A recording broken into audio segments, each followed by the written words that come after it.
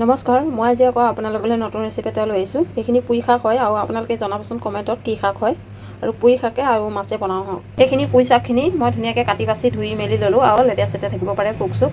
আৰু ইয়াতে আলু এটাও দিছোঁ, আলুটো এইদৰে কাটিছোঁ। আৰু এই পাতকেইটা ইমান মিহি মিহি কৰা নাই, মানে অলপ ডাঙৰ ডাঙৰকৈ ৰাখিছোঁ, তেলত দিয়াৰ লগে লগে গলিয়ে যাব। আৰু এইখিনি ধুনীয়াকৈ ধুই লৈছোঁ। আৰু ইয়াতে লৈছোঁ ডাঙৰ চাই এটা পিঁয়াজ, ডাঙৰ চাই এটা বিলাহী আৰু এইকেইটা জলকীয়া। ইয়াতে মই মছলা কি লৈছোঁ আপোনালোকক কৈ দিওঁ এবাৰ। অলপ লৈছোঁ জিৰা, অলপ লৈছোঁ সৰিয়হ, অলপ নহৰু আৰু অলপমান লৈছোঁ আদা। আৰু এইখিনি মই মিক্সিত ধুনীয়াকৈ গুড়া কৰি ল'ম। আৰু এইখিনি মাছখিনি মই ধুনীয়াকৈ ধুই মেলি ল'লোঁ। ইয়াতে দিছোঁ হালধি আৰু ইয়াতে দিছোঁ নিমখ আৰু নিমখ হালধি দিলোঁ। আৰু এতিয়া এইখিনি মাছখিনি ধুনীয়াকৈ সানি ল'ম।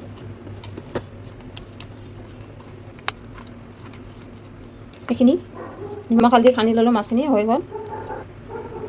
আৰু গেছত কেৰাহীটো মই বহাই দিছোঁ আৰু এতিয়া তেল দি দিছোঁ। খিনি গৰম হ'ব দিছোঁ। আৰু তেলখিনি গৰম হৈ গৈছে। তেলখিনি গৰম হোৱাত এতিয়া মই মাছ দিছোঁ।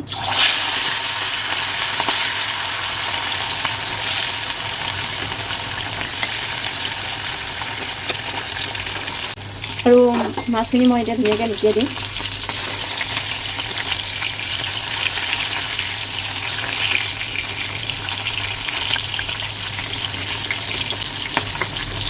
মাছখিনি লুটিয়াই দিলোঁ। আৰু এইখিনি মাছখিনি মই ফ্ৰাই কৰি হৈ গ'ল। ধুনীয়াকৈ ইলুটি চিলুটি কৰি ভালদৰে ফ্ৰাই কৰি ল'লোঁ। মাছখিনি ফ্ৰাই হৈ গৈছে, এতিয়া নমাই দিম।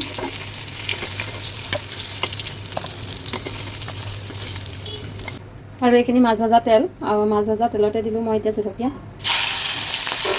পিঁয়াজ দিছোঁ। পিঁয়াজখিনি অলপ লাল হোৱালৈকে ভাজিব লাগিব।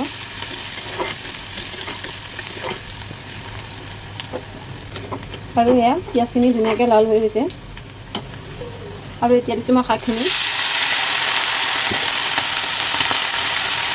আৰু লৰাই দিছোঁ। এতিয়া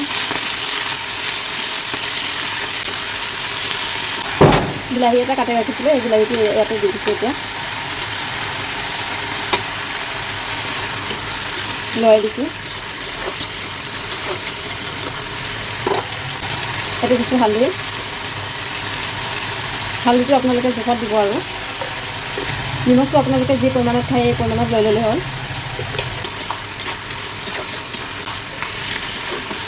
সিজক এতিয়া। আৰু এইখিনি মই ধুনীয়াকৈ ভাজি ল'লোঁ আৰু সিজিছে। এতিয়া মই পিচি থোৱা সৰিয়হ, নহৰু, আদা এইখিনি দি দিলোঁ।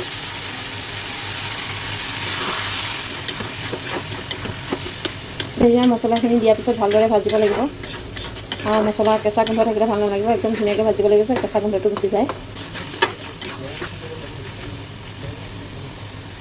চব্জিখিনি লৰাই দিছোঁ আৰু অলপমান কেৰাহীত লগা নিচিনা হৈছে। কেৰাহীত চব্জিখিনি লাগি গ'লে আপোনালোকে চব্জিত পানীটো পটককৈ দিব নালাগে। মছলাটো একদম ভালকৈ ভাজা হ'ব লাগে, তেতিয়া খাবলৈ টেষ্টি হয়। আৰু এতিয়া পানী দি দিছোঁ, হৈ গৈছে ভাজা। এতিয়া উতলিব দিছোঁ, উতলক। আৰু এয়া তৰকাৰী উতলি আছে। আৰু তৰকাৰী উতলাত এতিয়া মই মাছ কেইপিচ দি দিম। এতিয়া দিলোঁ মই মাছ কেইপিচ। এতিয়া মাছ দিছোঁ আৰু ভালদৰে উতলাব লাগিব। আৰু এয়া চব্জি উতলি আছে।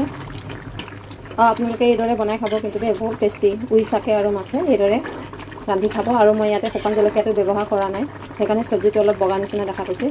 সৰিয়হ দি বনাইছোঁ সেইটো কাৰণে। আৰু খাবলৈও বহুত টেষ্টি হয়। এইদৰে একবাৰ বনাই খাই চাব। আৰু হৈ গৈছে, এতিয়া নমাই দিম মই।